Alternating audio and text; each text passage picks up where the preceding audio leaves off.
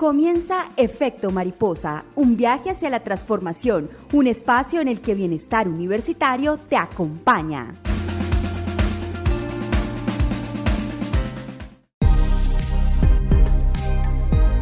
Muy buenos días. A partir de este momento le damos inicio al programa institucional de Bienestar Universitario Efecto Mariposa por 104.1 FM UPTC Radio.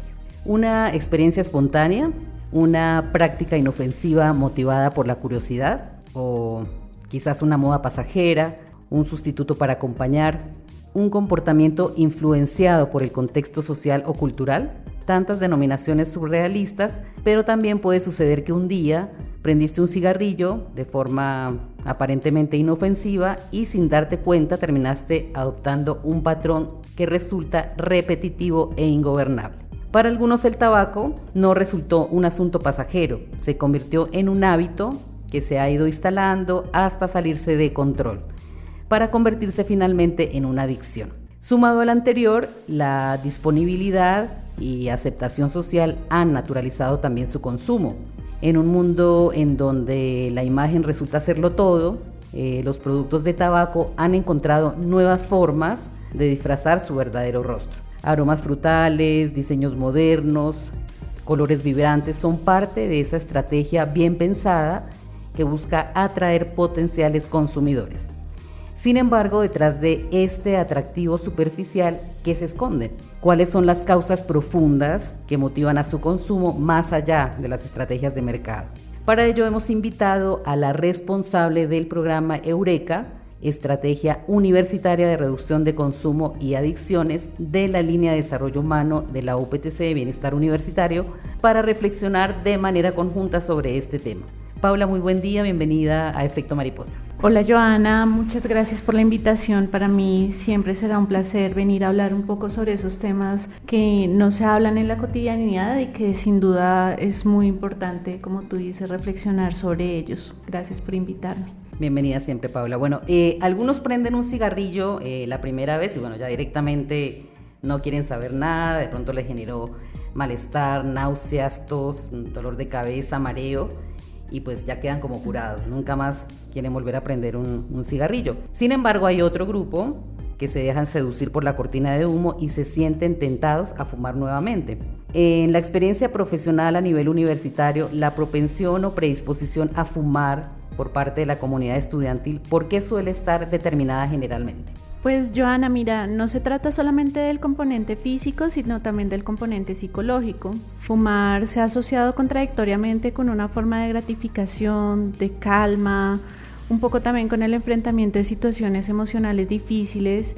Y pues en últimas la mente asocia esto con un acto o una sensación de consuelo, como un paliativo a los problemas, y pues eso lo que hace es como aumentar el deseo de seguir fumando. Esto involucra pues algunos elementos fisiológicos, psicológicos, sociales también, que tú lo has mencionado antes. En últimas, fumar se termina convirtiendo en un ritual diario, una especie como de anestésico para enfrentar algunas situaciones de estrés o de ansiedad, para encontrar alivio. Entonces algunas veces resulta en situaciones específicas como: me enfadé con mi pareja y termino fumando, estoy triste, estoy aburrido, estoy en algún lugar de ocio, que es muy común. Las personas terminan asociando a personas con la sensación de fumar. Veo un amigo y ahí está el cigarrillo y está la cara de la persona también como diciendo vamos a fumar. Cuando tengo algún problema y pues de repente fumar se vuelve incontrolable, cuando menos nos damos cuenta ya estamos fumando en ambientes sociales y ya después solos, que es cuando ya uno empieza a tener ese ruido de algo está pasando y ya se me está volviendo una dependencia.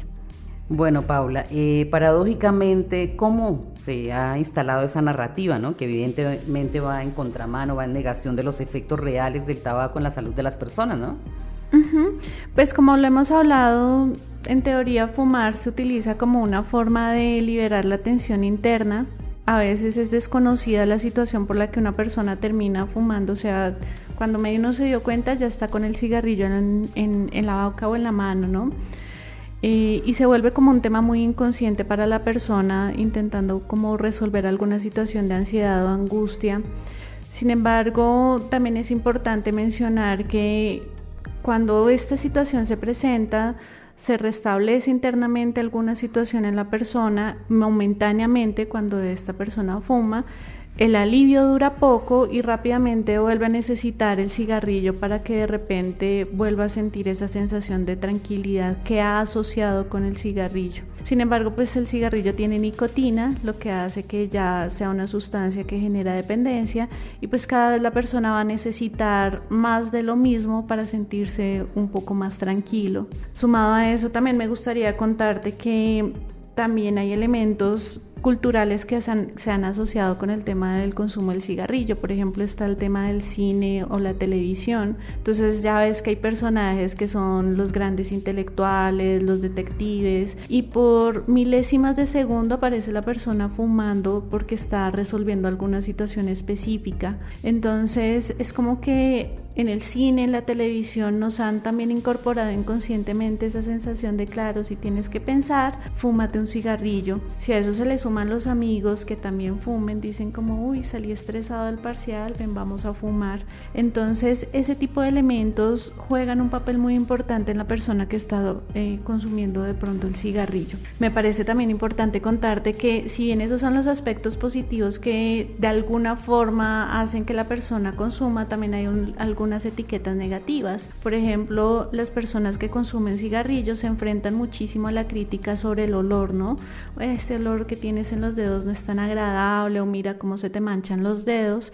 Y pues la industria tabaquera dijo, no se puede perder esta situación, entonces crearon los cigarrillos electrónicos, que da una respuesta precisamente a eso que incomoda del cigarrillo, que es el olor, que es como ese color que se hacen en los dedos, y de una u otra forma termina dando esa respuesta. Sin embargo, pues hay que decirlo claramente, el cigarrillo electrónico se hizo con fines totalmente distintos, y es que el cigarrillo te permite como modular los niveles de nicotina, pensando en que si alguien está fumando mucho se puede ir reduciendo esos niveles, pero ahorita se utiliza a diestra y siniestra, lo que obviamente también genera muchísimas dificultades en la salud, más porque se hace de manera esporádica, pero también sin información, sin control y demás. Esto también pues evidentemente genera una dificultad para las personas. En la universidad bajó el consumo de cigarrillo, pero también aumentó el consumo de cigarrillo electrónico.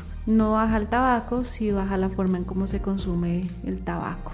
Claro, o sea que si vemos de fondo el papel determinante, ¿no?, que juegan las industrias culturales en la incidencia del consumo, y sobre todo esos recursos que los vemos como nocivos, como negativos, como el tema del olor, y todo ellos lo tomaron como una estrategia de mercadeo y de comercialización para poder posicionar el cigarrillo electrónico. Claro, y justamente lo venden con la idea de es la forma que tienes para reducir o te hace menos daño, y no necesariamente, porque cada cigarrillo electrónico tiene una funcionalidad y una razón de ser. Necesita obligatoriamente ser asesorado por una persona experta que obviamente te pueda decir cómo reducir el consumo de tabaco, de cigarrillo. Bueno, ¿qué podemos decir al respecto y cómo traer a la conciencia los motivos por los que se fuma compulsivamente? Bueno, el primero es identificar si efectivamente estoy teniendo una dependencia al cigarrillo. Esa es la situación más compleja, porque muchas veces las personas lo dicen y uno como que se niega un poquito a pensar que uno pueda tener una situación de dependencia. Entonces esa es la primera. Segundo, si uno ya lo ha identificado, pues empezar a tomar las riendas de esas situaciones. Entender que dejar pasar el tiempo no va a resolver las situaciones, que si de repente yo estoy fumando porque hay una situación de ansiedad o estrés, pues siempre se va a generar el malestar, y cada vez que yo requiera resolver una situación, pues voy a necesitar el cigarrillo para resolverlo. Entonces eso es importante, porque cada vez se va a volver un ciclo infinito de esas situaciones de estoy estresado, voy a fumar.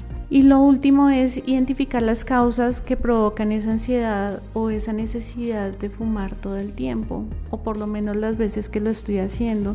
Hay personas que dicen yo no fumo todo el tiempo, pero entonces hay que identificar las razones por las que estoy haciendo. Si no es todo el tiempo, ¿cuándo es y por qué es? Creo que eso me parece importante poderlo hacer.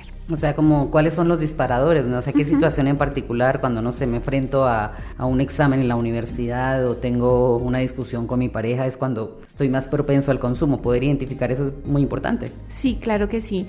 A veces puede ser la cara de una persona. Alguien me decía, es que yo veo a fulanita, inmediatamente veo el cigarrillo y el tinto asociado a esa persona, o sea, ya empiezo a tener ganas solamente con verla a ella. Las personas se vuelven disparadores importantes y a veces uno no se da cuenta. El manejo del estrés es otro muy importante y muy importante decirlo, hay hombres especialmente, por lo menos en lo que se ve en terapia en la universidad, que tienen dificultades para expresar sus emociones y curiosamente la forma en que lo hacen es fumando, expresan esa ansiedad a través del cigarrillo, no dicen qué sienten, no lo pueden identificar, pero fuman para liberar esa tensión que sienten en el cuerpo. Puede pasar desde ahí, sí. O sea que la cortina de humo se convierte como esa barrera para expresar realmente lo que hay en el trasfondo interno, ¿no? El del ser humano que lo lleva al consumo. Así es, en muchos casos puede ser así, en otros puede ser un tema social. Mis amigos todos fuman, me dicen vamos a fumar, yo no tengo ningún tema. Y bueno, además de lo que tú dices, también importante contar que cuando existen amigos que también fuman, entonces te empiezan a aplaudir este tipo de conductas, ¿no? Entonces es muy normal encontrar chicos que no tienen situaciones emocionales, que no necesitan utilizarlo como cortina de humo, pero socialmente se lo empiezan a validar y entonces termina siendo como un tema de yo lo hago por pertenecer a un grupo, o yo lo hago porque mis amigos lo hacen, o yo lo hago porque mi papá consume cigarrillo, y pues termina también convirtiéndose en un tema de no necesariamente es emocional, sino es aprendido de otros contextos. Pero lo preocupante con respecto a lo que tú dices es que precisamente por pertenecer a un grupo y demás, entonces se empieza a hacer el consumo del cigarrillo y después resulta en un hábito, en una adicción, simplemente por hacer parte de un grupo. Entonces es como bastante contraproducente, obviamente, esto. Sí, así es. Efectivamente tiene muchos componentes, tiene muchos matices y en realidad lo más importante es empezar a identificar cuándo se está saliendo de las manos. Hay personas que lo hacen con un componente social y lo dejan en cualquier momento y es verdad, lo utilizan solamente en un contexto social específico. El tema es cuando se sale de las manos y cuando ya lo están utilizando por pertenecer a un grupo o por mitigar alguna situación emocional, como tú ya lo has mencionado. O sea, porque imagínate que para ser aceptados en un grupo, entonces, bueno, voy a prender un cigarrillo, resulta que prendo uno un día, el otro día, otra semana, y cuando menos te quieres dar cuenta ya estás inmerso en ese hábito que realmente de pronto hasta tu propio organismo lo rechaza, pero bueno, pues con tal de estar haciendo parte de este grupo, lo hago. Exacto, y más las asociaciones que hemos hablado de, claro, estoy pensando, reflexionando sobre alguna situación, pues ahí tienes el enganche perfecto para, por lo menos con el tabaco sucede eso, me engancho desde ahí, desde esas narrativas que yo tengo, las narrativas que tienen socialmente y cómo lo utilizo para resolver una situación emocional. ¿Qué pueden hacer aquellos estudiantes, funcionarios o docentes que en dado caso quieran o desean bajar el nivel de consumo de tabaco? O sea, desde Bienestar Universitario, desde el programa Eureka, ¿qué posibilidades se les está brindando para la mitigación del consumo? Nosotros estamos enseñando niveles de dependencia, estamos enseñando cómo identificar si efectivamente se me está volviendo una situación en temas sociales, emocionales, físicos, y brindamos como esa asesoría para que de repente la persona tome la decisión de ir reduciendo el consumo del tabaco. Hay personas que logran hacerlo con una sola asesoría y dicen, ok, sí estoy teniendo un nivel de consumo alto, necesito bajarlo. Nosotros también hacemos tamizajes para identificar ese nivel de riesgo porque a veces la persona no se da cuenta del nivel de riesgo en el que está. Nosotros a chicos de primer semestre y a otros estudiantes que vemos que de repente podrían tener la situación, aplicamos el tamizaje para saber en qué nivel están, si es necesario ir reduciéndolo o si de plano ya le está haciendo daño a su salud física, emocional, psicológica y demás. Entonces prestamos esa asesoría, también ayudamos a que si es estudiante se conecte con la línea de salud para que psicólogos especializados puedan ayudarlo o remitir en dado caso que se requiera a su EPS. Brindamos como este tipo de acompañamiento y de asesoría. Y después del tamizaje, ¿qué sigue? Digamos, se identifica, no sé, un nivel alto, bajo, intermedio. ¿Cuáles son las acciones a seguir por parte de Bienestar? Digamos, si una persona dice necesito ayuda porque ya en el testeo salí alto, digamos, mi nivel de consumo. Lo que hacemos es remitirlo a la línea de salud o a la EPS. Generalmente lo hacemos con la línea de salud porque la línea de salud de bienestar universitario trabajan muy de la mano con nosotros. Entonces, luego de la asesoría, luego del tamizaje, ellos pueden identificar y saber qué necesitan trabajar puntualmente y en consulta lo trabajan desde ahí. Si ya hay una situación que se sale de las manos de salud porque pues bienestar universitario no funciona como una EPS, tiene solamente 4 o 5 sesiones nada más clínicas, entonces se requiere la remisión a la EPS para que se pueda dar continuidad con el proceso. Bueno, hay otra cuestión que también es sumamente preocupante y tiene que ver con los fumadores pasivos, ¿no? Contaminados por la cortina de humo de otros.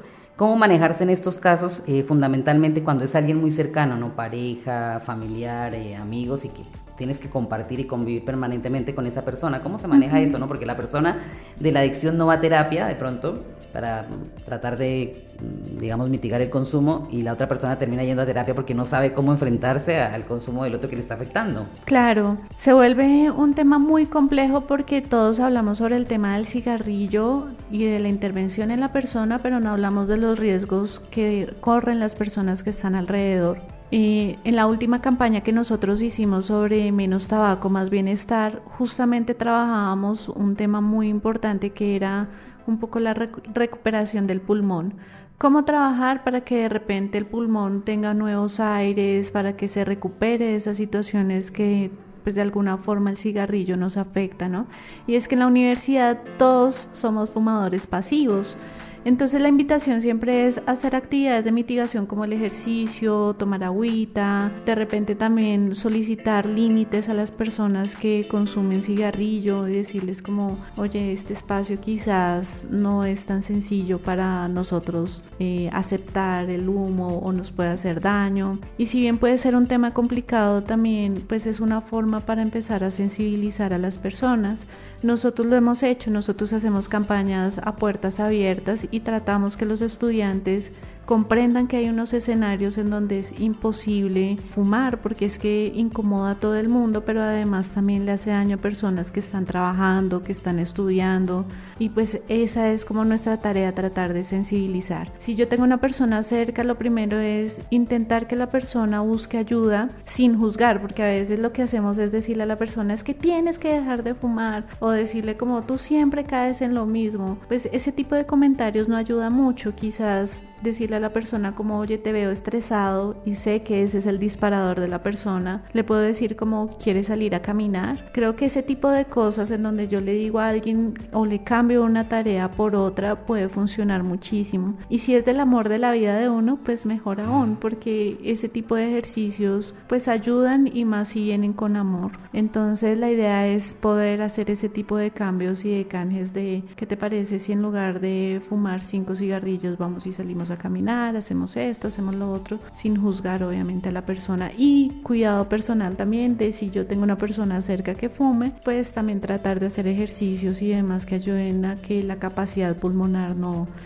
decremente. Bueno, finalmente, para quienes nos están escuchando, Pau, y que quieren dejar el cigarrillo, pero definitivamente han intentado de miles de maneras y demás, ¿como qué consejo así les podemos dar como para animarlos a emprender este proceso? Porque también se necesita tener voluntad, reconocer el problema y enfrentarlo, ¿no? Claro que sí. Yo pienso que la primera tarea es, si yo sé que estoy asociando el consumo del tabaco con un grupo de personas, primero tratar no de alejarme totalmente de ellos, pero sí expandir un poco mi grupo de amigos o de personas con quienes estoy. Si yo estoy haciendo una asociación, es lo mejor. Lo segundo es tratar de cambiar una actividad por otra, pero que sean reales y que se puedan hacer. El ejercicio es una fundamental. Pero también hay personas que utilizan, por ejemplo, el chicle o una astilla de canela, o van y comen un pedacito de panela o alguna actividad que de repente sea placentera para la persona. Ese tipo de canjes ayuda muchísimo si es un tema emocional. Si es un tema social, ya dije que de pronto ampliar el grupo de amigos, pero si es un tema que además ya me está generando un tema de ansiedad y demás, y que veo que definitivamente no lo he podido dejar, llevo 3-4 intentos y ha sido imposible, buscar ayuda siempre es la mejor opción, porque quizás en esa cadena no logro identificar algo, tú misma lo decías, un disparador que es el que me hace fumar. Entonces siempre será importante rodearme de las personas que me puedan ayudar, construir una buena red de apoyo, cuidarme, tener buenos hábitos de vida saludable que sin duda pues ayudarán a mitigar el daño del consumo del tabaco. Bueno, Paula, pues ha sido un gusto poder abordar este tema que pues, es de interés general para toda la comunidad universitaria. Esperamos en una próxima oportunidad tenerte nuevamente en Efecto Mariposa y pues agradecemos siempre el acompañamiento de la línea de desarrollo humano. Ay, gracias. Sígueme invitando, por favor. Bueno, a todos los oyentes les agradecemos por habernos acompañado y los esperamos la próxima semana. Una feliz tarde.